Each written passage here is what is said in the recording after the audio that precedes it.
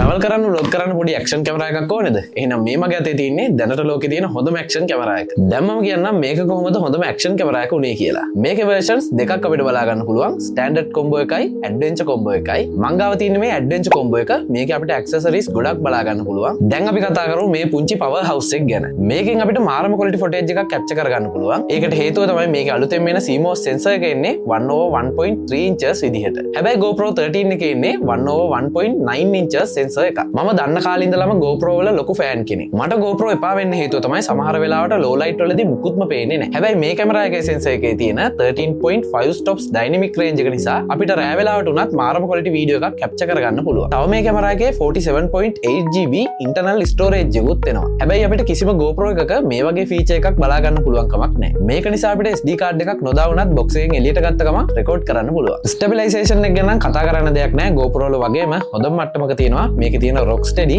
stabilization එක. මේ camera එක අපිට කිසිම කේසින් එකක් නැතුව මීටර් 20ක් වතුර යටට ගෙනියන්න පුළුවන්. තව අපිට මේකේ milliampere 1950ක බැටරි එකක් එන නිසා 4K 60 fps වලින් පැය දෙකක් විතර එක දිගට shoot කරන්න පුළුවන්. මේකේ තියෙන තවත් විශේෂම feature එකක් තමයි මෙන්න මේ subject tracking කියන්නේ. මේකෙන් අපිට පුළුවන් කැමරා එක horizontal විදිහට තියලා අපිව track කරන vertical video එකක් shoot කරන්න. මේ වගේ දෙයක් ඔයාලට ගොඩක් වටිනවා ඔයා solo traveler කෙනෙක් නම්. ඉතින් මේ වගේ